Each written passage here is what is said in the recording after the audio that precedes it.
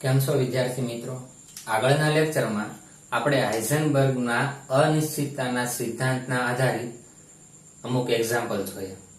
હવે જો આજે આપણે જે નવો ટોપિક સમજવાનો છે તે છે બોહરનો જે પરમાણુ નમૂનો છે તેની નિષ્ફળતાના કારણો શું છે. આપણે ટોટલ 2 સિદ્ધાંતો ભણી ગયા કે બોહરનો પરમાણુ નમૂનો એમાં કઈ ખામીઓ છે. ત્યાંથી આપણે ક્યાં આવશું તો કે ક્વોન્ટમ યાંત્રિકી નમૂના ઉપર આવવાનું છે.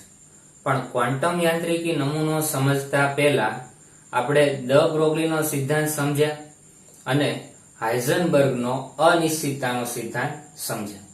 આ 2 સિદ્ધાંતોના આધારે આપણને શું સમજ મળી એ પહેલા આપણે જોઈ લઈએ.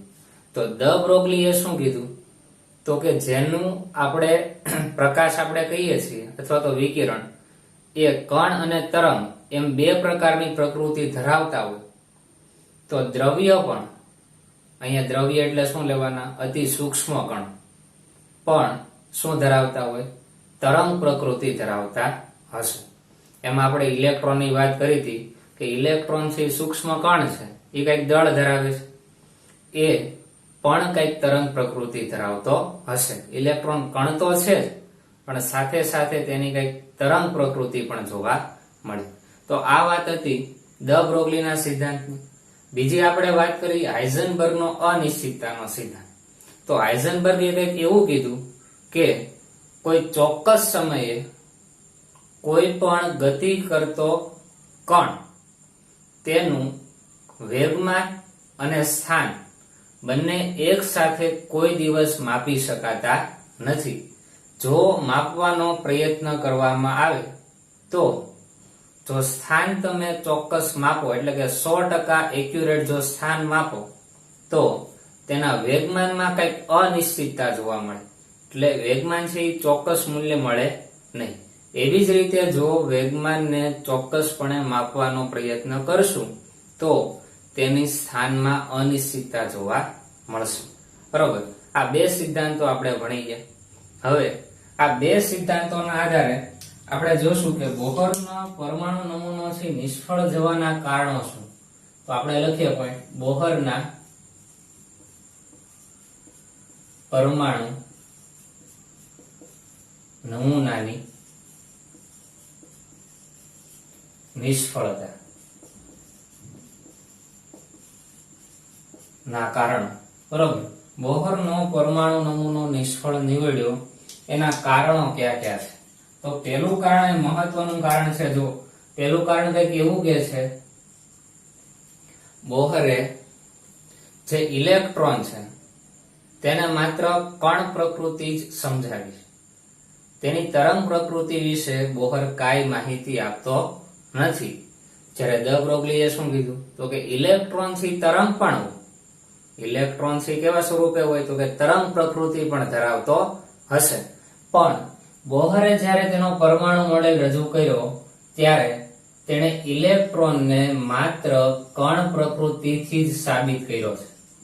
બરોબર, ઇલેક્ટ્રોન છે એની એણે માત્ર કઈ પ્રકૃતિ લીધેલી છે? કણ પ્રકૃતિ જ લીધી છે.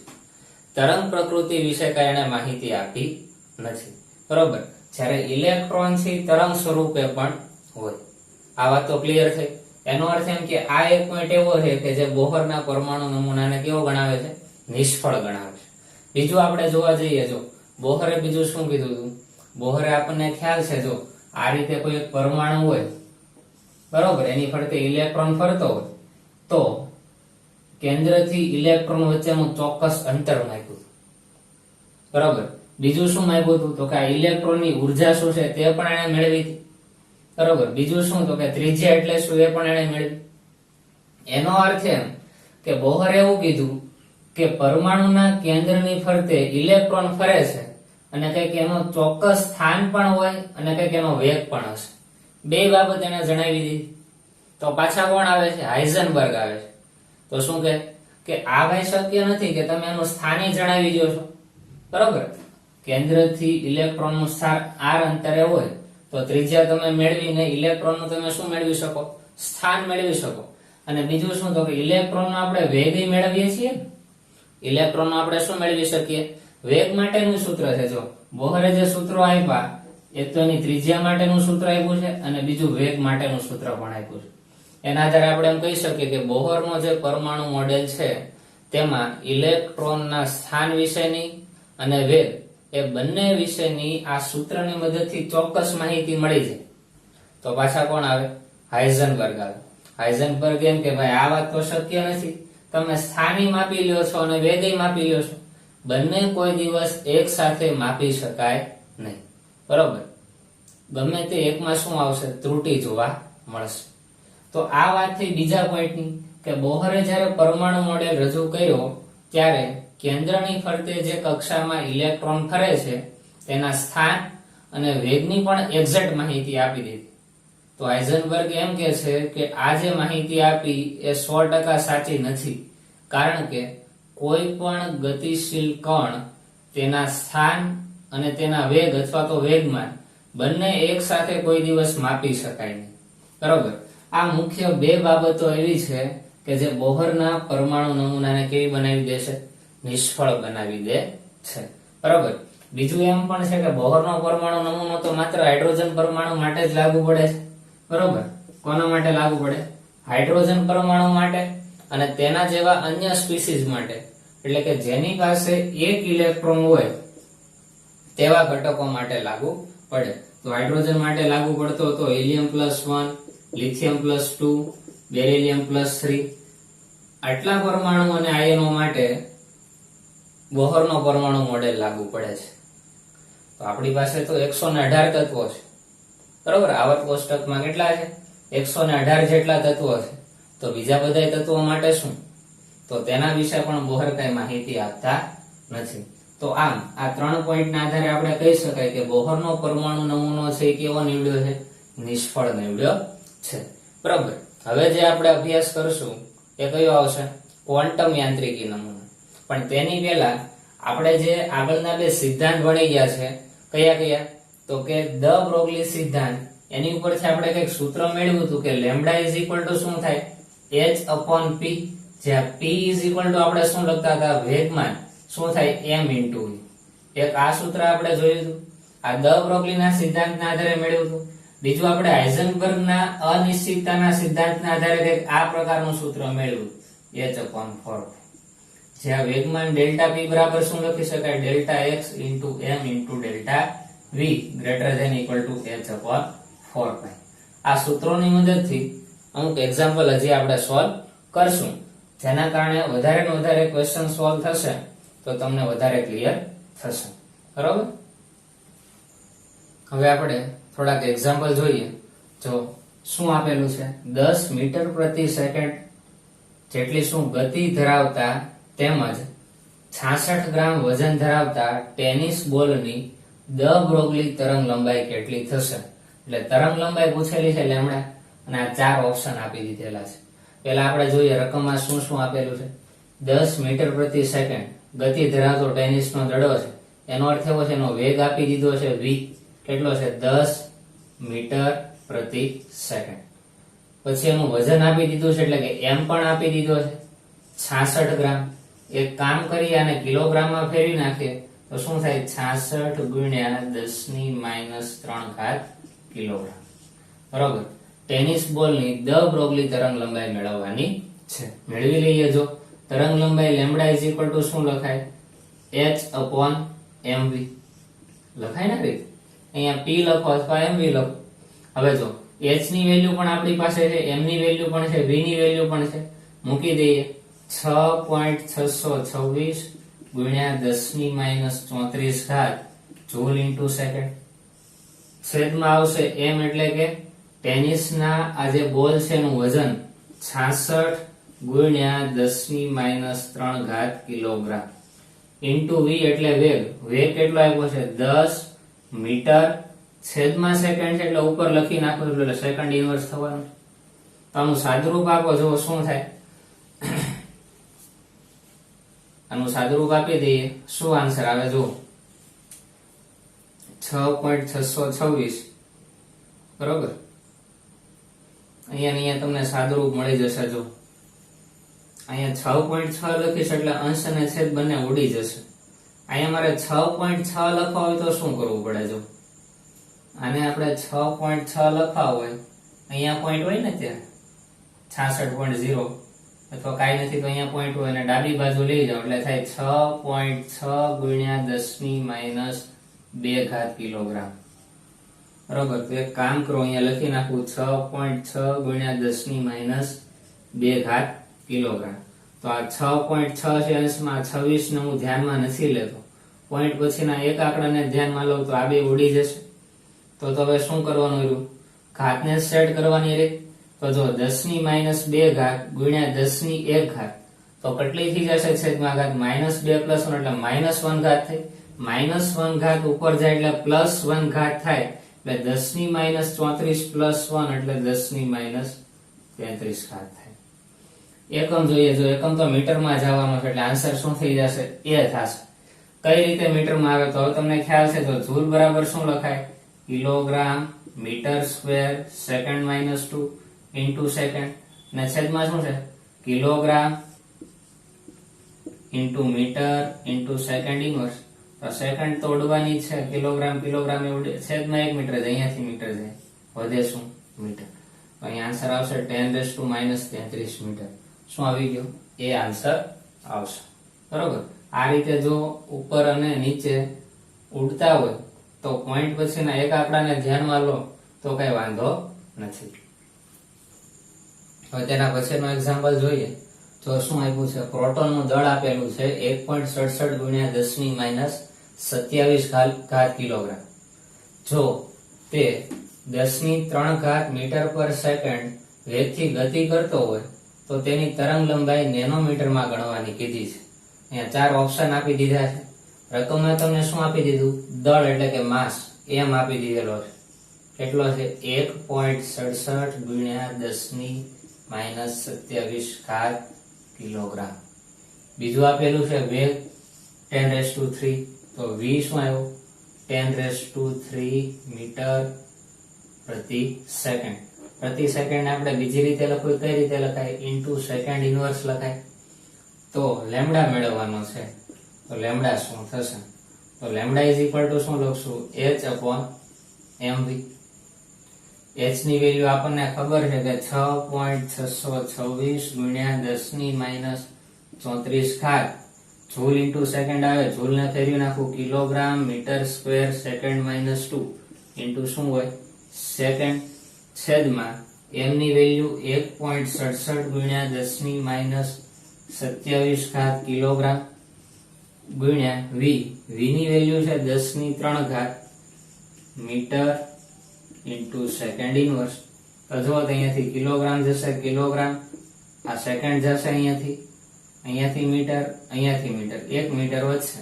તો આનો આન્સર શું આવે? જો લેમ્ડા ઇઝ ઇક્વલ ટુ 6.626 ભાગ્યા 1.67. બરોબર, આનો ભાગાકાર કરશું. બરોબર, જે આન્સર આવે આપણે જોઈએ. જો એનો આન્સર આવશે 3.97 ગુણ્યા 10⁻10 મીટર. 3.97 ગુણ્યા 10⁻10 મીટર. બરોબર, એકમ મીટર જ રહેવાનો. આન્સર તમને અહીંયા નેનોમીટર એકમમાં માંગેલો છે. બરોબર, તો નેનોમીટરમાં આન્સર શું થાય એ આપણે જોવાનો પ્રયત્ન કરીએ. 10⁻10 મીટર છે, નેનોમીટરમાં ફેરવવું છે. કઈ રીતે ફરે? જો અહીંયા 10⁻9 હોય તો આપણે નેનો લખી શકીએ. બરોબર, નેનો માટે આપણે શું લખીએ? 10⁻9 હોય તો નેનો લખી શકાય. પણ અહીંયા 10⁻10 છે, તો એક કામ કરીએ તો અહીંયા 10⁻10 છે, અહીંયા 9 કરવાનો પ્રયત્ન કરીએ. અહીંયા -9 ક્યારે થાય? તો તમે હવે ઇઝીલી તમે કહેશો કે પોઈન્ટ ને અહીં -9 ક્યારે થાય? તો કે આમાં એક ઉમેરીએ તો -9 થાય ને. તો એક ઉમેરવાનો અર્થ છે કે પોઈન્ટ ને ડાબી બાજુ ખસેડ. બરોબર, પ્લસ એટલે કે એક ઉમેરવું થાય તો શું થાય? 0.39 7. હું 7 લખતો નથી, પોઈન્ટ પછીના બે આંકડા લખું, કઈ વાંધો નહીં. બરોબર, પોઈન્ટ ને તમે ડાબી બાજુ ખસેડ્યો એટલે 1 ઘાત પ્લસ વધે એટલે -10 + 1 એટલે કેટલી થાય? -9 મીટર. હવે તો જો આ ઈઝી થઈ ગયો ક્વેશ્ચન આખો.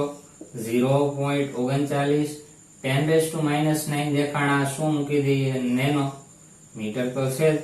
તો જુઓ તો આવો કઈ આન્સર છે 0.39 નેનોમીટર. એવો કઈ આન્સર આપણને જોવા મળતો નથી. પણ જો 0.39 નથી પણ અહીં 0.40 દેખાય, આ તમે લઈ શકો, કારણ કે 0.39 આની પછી 0.1 ઉમેરો એટલે 40 થઈ જાય. તો આને આપણે લઈ શકાય 0.40 નેનોમીટર, કાંઈ વાંધો નથી. બરોબર, તો તરંગ લંબાઈ શું મળે 0.40 નેનોમીટર. એટલે આન્સર શું આવશે એ. તેના પછીનો એક્ઝામ્પલ જોઈએ. રકમમાં શું આપેલું છે, દ બ્રોગલી તરંગ લંબાઈ એ m દળ ધરાવતા કણના વેગ કરતા 100 ગણી હોય તો તેની તરંગ લંબાઈ h અને m ના સ્વરૂપમાં ખાલી જગ્યા થાય. અહીંયા તરંગ લંબાઈ આપેલી છે, લેમ્બડા ઇઝ ઇક્વલ ટુ આ એ ઓપ્શન થાય, બી, સી અથવા ડી. શું થશે એ પૂછેલું છે. બરોબર, લેમ્બડા બરાબર શું લખી શકાય, આ ચારમાંથી શું લખી શકાય આપણે જોવાનું છે. તો પહેલા આપણે પહેલી લાઈન વાંચીએ. જો શું કીધું છે, હવે તમને સરખામણી કરતા આવડી ગઈ છે. જો તરંગ લંબાઈ એટલે કે લેમ્બડા એ m દળ ધરાવતા કણના વેગ એટલે કે v કરતા 100 ગણી હોય, એનો અર્થ શું થાય તો કે તરંગ લંબાઈ એ વેગ કરતા 100 ગણો વધારે હોય. આ રીતે લખાય. આ તો તમને હવે ખ્યાલ આવી ગયો. આગળ આપણે ઘણા એવા એક્ઝામ્પલ જોયા છે. તો શું કીધું છે, તરંગ લંબાઈ h અને m ના સ્વરૂપમાં મેળવવાની છે. મેળવી લઈએ. જો લેમ્બડા ઇઝ ઇક્વલ ટુ આપણે શું લખી શકાય, lambda is equal two h upon m. હવે જો લેમ્બડાની વેલ્યુ જે આપણે મેળવવાની છે, આ ચારમાંથી શું થાય તો જોઈએ આપણે. અહીંયા જુઓ તો અહીંયા ક્યાંય v આવે છે, ચારે ચાર ઓપ્શન જો ક્યાંય v આવતો નથી. એનો અર્થ એવો થાય કે અહીંયાથી v કાઢવો પડે. તો જો ઉપર આપણને કઈક આવું સમીકરણ મળી ગયું છે કે lambda is equal two v ગુણ્યા 100. તો v ને હું સૂત્રનો કરતા બનાવી દઉં તો v ઇઝ ઇક્વલ ટુ શું થાય, 100 લેમ્બડાના છેદના વયા જાય તો લેમ્બડા ભાગ્યા 100. તો એક કામ કરાય કે v જ્યાં દેખાય ત્યાં લેમ્બડા ભાગ્યા 100 મૂકી દઈએ તો પછી v રહેવાનો નથી. બરોબર, એટલે આમાંથી કોઈ એક સમીકરણ આપણને મળી જશે. તો લખીએ જો h upon m into v, જ્યાં v is equal two lambda ભાગ્યા 100. હવે જો અહીંયા બધે વર્ગમૂળ વાળા આન્સર આવે છે, એનો અર્થ એમ થાય કે લેમ્બડા હોય એનો વર્ગ હશે, એનું શું લઈ લીધું હશે, વર્ગમૂળ લઈ લીધું હશે. તો વર્ગ કઈ રીતે થાય, જો આને આપણે બીજી રીતે લખવું તો આ રીતે લખાય. જો h અપોન m ગુણ્યા લેમ્બડા એ ભાગ્યા 100 છે, ઉપર વયા જશે એટલે આ 100 આની સાથે ગુણાય છે. તો જો તો lambda is equal two h ગુણ્યા 100 ભાગ્યા m upon m into lambda લખાય. હું એક કામ કરું, લેમ્બડા ને બરાબર ની આ સાઈડ લાવું તો આ લેમ્બડા છે એની સાથે ગુણાઈ જશે. તો શું થઈ જાય, લેમ્બડા નો વર્ગ બરાબર. હવે શું વધ્યું, 100 ગુણ્યા h ભાગ્યા m.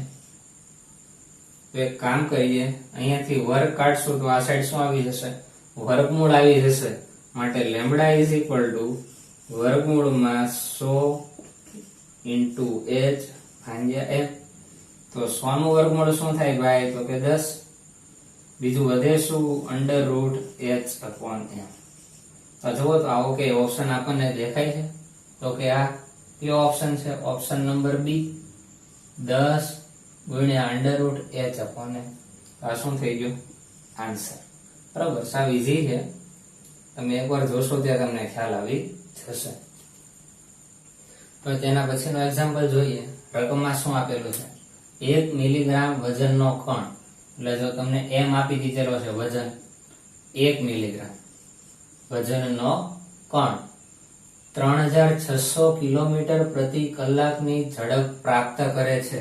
એટલે વેગ આપી દીધેલો છે 3600 કિલોમીટર પ્રતિ કલાક. તો તેની સાથે સંકળાયેલી તરંગ લંબાઈ લેમ્બડા મેળવો. તો જો લેમ્બડાનું સૂત્ર આપણી પાસે શું છે, lambda is equal two h upon m into v. બરોબર. હવે જો અહીંયા જો h ની વેલ્યુ છે એ તમે જૂલ ઇન્ટુ સેકન્ડમાં મૂકો તો દળ છે એની વેલ્યુ કેમાં મૂકવી પડશે? કિલોગ્રામ. તો એક કામ કરવાનું, 1 મિલીગ્રામ ને કિલોગ્રામમાં ફેરવી નાખવાનું. એ હવે તમારે જાતે કરવાનું. બીજું શું, જો વેગ છે એ મીટર પ્રતિ સેકન્ડમાં મેળવવાનો પ્રયત્ન કરવો પડે. બરોબર, વેગ છે કેમાં લેવો પડે? મીટર પ્રતિ સેકન્ડમાં. અહીંયા કિલોગ્રામ પ્રતિ કલાકમાં આપેલો છે, કિલોમીટર પ્રતિ કલાકમાં. તો શું કરવું પડે? જો 3600 કિલોમીટર, તો કિલો કે એટલે હું સીધું 10⁻³ મૂકી દઉં. તો હજુ શું, કે એની જગ્યાએ 10⁻³ ઇન્ટુ મીટર છેદમાં શું થાય? કલાક. તો જુઓ તો કલાક એટલે શું, અહીં 1 કલાક થઈ ને, અહીં કાંઈ નથી એટલે શું હોય? 1 કલાક. તો 1 કલાક આપણે એકમ જોઈએ છે મીટર પ્રતિ સેકન્ડમાં. વેગનું એકમ કેમાં જોઈએ છે? મીટર પ્રતિ. મીટર તો આવી જોઈએ, છેદમાં સેકન્ડ લાવું છું. તો 1 કલાક બરાબર ખાલી જગ્યા સેકન્ડ થાય. મેળવી લઈએ. જો 1 કલાક કહીએ તો આપણે એમ કહીએ કે એમાં કેટલી મિનિટ હોય? 60 મિનિટ હોય. કેટલી હોય? 60 મિનિટ લખાય ને. 1 કલાક એટલે 60 મિનિટ લખાય. 1 કલાક બરાબર શું લખી શકાય? 60 મિનિટ લખી શકાય. તો અહીંયા 1 કલાકની જગ્યાએ 60 મિનિટ તો મૂકી દઈએ, પણ એકમ પાછો મિનિટમાં થઈ જાય. જોઈએ છે કેમાં? સેકન્ડમાં. તો 60 મિનિટ બરાબર ખાલી જગ્યા સેકન્ડ થાય એ મેળવવું પડે. તો તમને ખ્યાલ છે, જો 1 મિનિટ હોય તો કેટલી સેકન્ડ આપણે લખીએ છીએ? 60 સેકન્ડ લખીએ છીએ.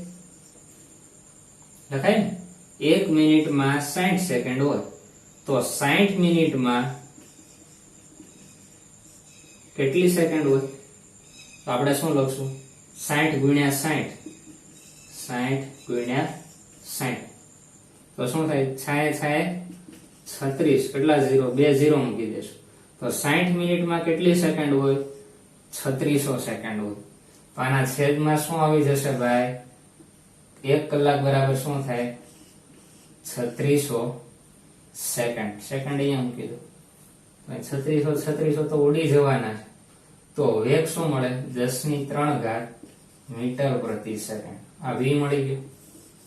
હવે ખાસ ધ્યાન રાખવાનું, જો 1 કલાક બરાબર શું થાય? તો કે 1 કલાક બરાબર 3600 સેકન્ડ થાય. બરોબર, આ બોલાય. તો જો તમારી પાસે m ની વેલ્યુ પણ છે, કિલોગ્રામ આવે તમે જાતે ફેરવશો. વેગની વેલ્યુ પણ તમારી પાસે છે. h ની વેલ્યુ તો તમને આવડે છે. ત્રણે ત્રણ કિંમત આપણી પાસે આવી ગઈ છે. લેમ્ડા મેળવવાનો છે. એકમ કેમાં રાખવાનો છે? સેન્ટીમીટરમાં રાખવાનો છે. ચારે ઓપ્શન સેન્ટીમીટર વાળા છે.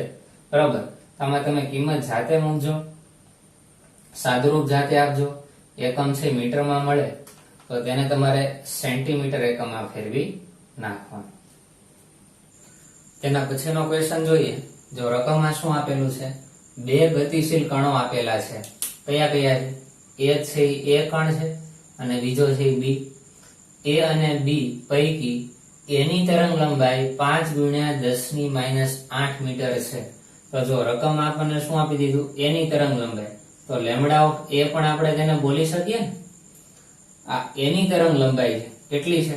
5 × 10⁻8 મીટર છે.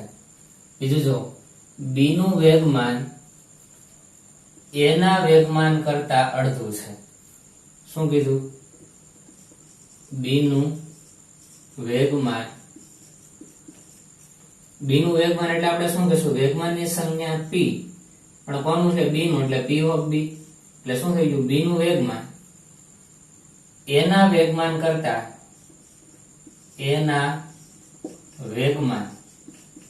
એટલે કે p ઓફ a કરતા કેવું છે? અડધું છે. આનો અર્થ શું થાય? જો બી નું વેગમાન એ એના વેગમાન કરતા કેવું છે? અડધું છે. આ રીતે લખાય. બરોબર, p ઓફ b બરાબર આપણે શું લખી શકીએ? બી નું વેગમાન એ એના વેગમાન કરતા કેવું થાય? અડધું થાય. તો બી ની તરંગ લંબાઈ ખાલી જગ્યા થાય. ક્વેશ્ચન પૂછેલો છે lambda of B is equal to ખાલી જગ્યા. બરાબર, b ની તરંગ લંબાઈ શું થશે? હવે જો આપણી પાસે સૂત્ર છે કે લેમ્બડા ઇઝ ઇક્વલ ટુ શું લખાય? h/p. આ રીતે આપણે લખી શકીએ. તો a માટે લેમ્બડા ઓફ a લખી નાખીએ, b માટે લેમ્બડા ઓફ b લખી નાખીએ, એટલે બે સૂત્રો મળે. એક સૂત્ર શું મળશે? જો lambda of a is equal two h ની વેલ્યુ તો ફિક્સ હોય, h/p લખાય. બીજા કણ માટે લખશું lambda of b is equal to શું થાય? h/pb. શું મેળવવાનું છે? લેમ્બડા ઓફ b મેળવવાનો છે. એક કામ કરીએ, બંનેનો ગુણોત્તર લઈ લઈએ. બરાબર, શું લઈ લઈએ? બંનેનો ગુણોત્તર લેતા. તો જો લેમ્બડા ઓફ a ભાગ્યા લેમ્બડા ઓફ b કરીએ. લેમ્બડા a ભાગ્યા લેમ્બડા b. લેમ્બડા a ની વેલ્યુ અંશમાં આવશે h/pa ભાગ્યા lambda of b. Lambda of b ની વેલ્યુ છે, એક કામ કરે એની બાજુમાં લખ્યું હોય તો એની વ્યસ્ત થઈ જાય, અથવા તો તમે એમ બોલો અહીંયા કાંઈ નથી, તો અંશમાં એક હોય તો 1/, લેમ્બડા ઓફ b. બરોબર, તો એ વ્યસ્ત થઈ જાય, લેમ્બડા ઓફ b નું વ્યસ્ત થાય તો શું થાય? p of b upon h. અહીંયાથી h કેન્સલ થશે. આન્સર શું આવશે? જો આન્સર આવશે લેમ્બડા ઓફ a ભાગ્યા lambda of b is equal two p of b ભાગ્યા p ઓફ a. પણ જો અહીંયા આપણને p ઓફ b ની વેલ્યુ આપી છે, અહીંયા હું મૂકી દઉં. p ઓફ b ની વેલ્યુ છે p ઓફ a ભાગ્યા 2. મૂકી દઈએ. તો p ઓફ b ની વેલ્યુ p ઓફ a ભાગ્યા 2 છેદમાં p ઓફ a, એટલે આના ગુણાકારમાં આવી જાય p ઓફ a. અહીંયાથી p ઓફ a જાય, આન્સર આવે 1/2. તો આપણે જોઈ શકીએ છીએ, જો આનો આન્સર શું આવશે? લેમ્બડા ઓફ a ભાગ્યા lambda of b is equal two 1/2 થાય. બરોબર, બે આના ગુણાકારમાં જવા દઈએ. આ બે છે અહીંયા આવશે એટલે ગુણાકારમાં આવશે. લેમ્બડા ઓફ b આ સાઈડ આવી જાય તો શું થાય? જો લેમ્બડા ઓફ b બરાબર લેમ્બડા ઓફ a ગુણ્યા 2 લખાય ને. આ બે છે અહીંયા આવી જાય, લેમ્બડા ઓફ b અહીંયા આવી જાય, અને લેમ્બડા ઓફ b પહેલા લખ્યો પછી આ લખ્યો.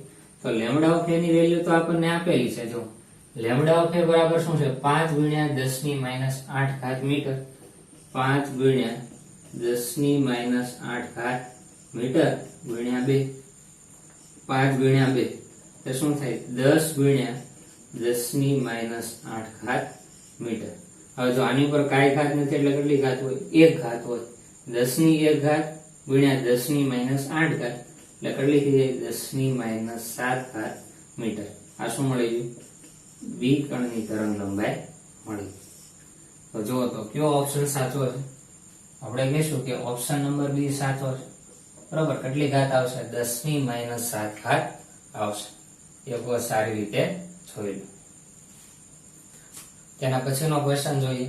રકમમાં શું આપેલું છે? જો 0.25 કિલોગ્રામ વજન ધરાવતા કણના સ્થાનની અનિશ્ચિતતા 10⁻⁵ છે. તો વેગની અનિશ્ચિતતા ખાલી જગ્યા મીટર પર સેકન્ડ થાય. ક્વેશ્ચનમાં પૂછ્યું છે વેગની અનિશ્ચિતતા એટલે ડેલ્ટા v ખાલી જગ્યા મીટર પર સેકન્ડ થાય. બરોબર, હવે જો અહીંયા તમને શું આપી દીધું છે? કણનું દળ એટલે કે m આપેલો છે 0.25 kilogram.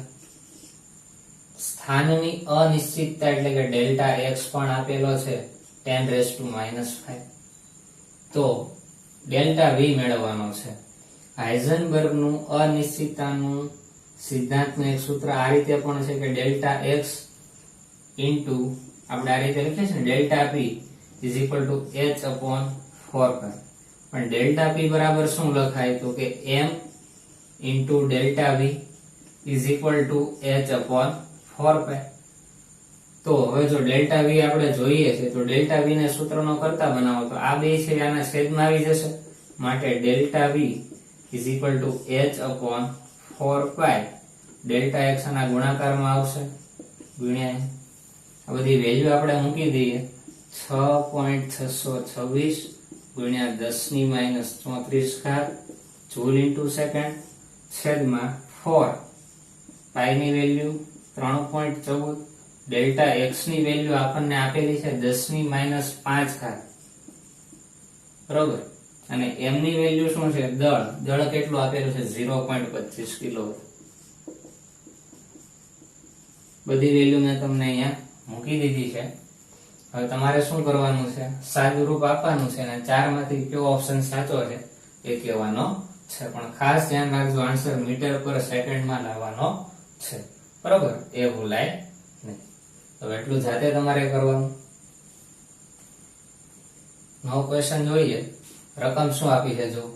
Electron 300 metre second inverse નો વેગ 0.001% જેટલી ચોકસાઈથી પ્રાપ્ત કરે ત્યારે તેના સ્થાનની અનિશ્ચિતતા કેટલી હશે? સ્થાનની અનિશ્ચિતતા એટલે કે ડેલ્ટા એક્સ ખાલી જગ્યા હશે, બરોબર? આ પ્રશ્ન છે. પણ અહીંયા ખાસ ધ્યાન રાખજો, રકમમાં તમને શું કીધું છે? ઇલેક્ટ્રોન છે એ 300 મીટર પ્રતિ સેકન્ડ નો વેગ એ 0.001% જેટલી ચોકસાઈથી પ્રાપ્ત કરે છે. એનો અર્થ એમ કે 300 મીટર પ્રતિ સેકન્ડ એના 0.001% જેટલી શું ચોકસાઈથી પ્રાપ્ત કરે તો એ વેગ શું થઈ જાય જુઓ તો તેના વેગની અનિશ્ચિતતા કંઈક આ રીતે લખાય કે વેગની અનિશ્ચિતતા બરાબર તેનો જે વેગ હોય, બરોબર, કેમાં છે? મીટર પ્રતિ સેકન્ડ.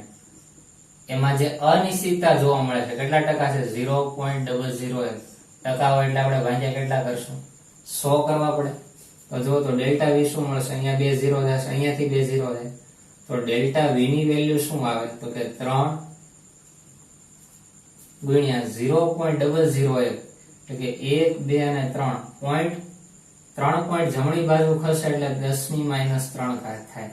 એકમ શું આવે? મીટર પ્રતિ સેકન્ડ. આ ડેલ્ટા વી મળી ગયો. ડેલ્ટા એક્સ મેળવવાનો છે તો delta x into m into delta v is equal to શું લખીએ છીએ? h/4π. આવું સૂત્ર છે ને. ડેલ્ટા વી ની જગ્યાએ direct m into delta v લઈ લીધો. Delta x is equal to શું થશે? તો કે h/4π into m into delta v. h ની વેલ્યુ 6.626 ગુણ્યા 10⁻34 જૂલ ઇન્ટુ સેકન્ડ. 4 ગુણ્યા પાઈ ની કિંમત 3.14. m એટલે માસ ઓફ ઇલેક્ટ્રોન કેટલો થાય? 9.1 ગુણ્યા 10⁻31 કિલોગ્રામ ગુણ્યા ડેલ્ટા વી. ડેલ્ટા વી ની વેલ્યુ છે 3 ગુણ્યા 10⁻³ મીટર પર સેકન્ડ એટલે મીટર સેકન્ડ ઇન્વર્સ. આ રીતે પણ તમે લખી શકો. તો ડેલ્ટા એક્સ તમને મળી જશે, બરોબર? ડેલ્ટા એક્સ ની વેલ્યુ શું થાય એ તમારે જાતે મેળવવાની. આ 4 માંથી કોઈ પણ ઓપ્શન આવશે. જૂલ બરાબર શું લખશો એ તમને હવે ખબર છે, કેમ કે છેદમાં કિલોગ્રામ છે એટલે લખવા પડશે. ઇન્ટુ સેકન્ડ થઈ જશે. આ સેકન્ડ એથી કિલોગ્રામ જશે. આ સેકન્ડ વહી જશે. એક મીટર સ્ક્વેર ને અહીંયાથી મીટર એટલે આન્સર આવશે મીટરમાં જવાનું છે. આ મીટર વાળા જ ઓપ્શન આપેલા છે, બરોબર?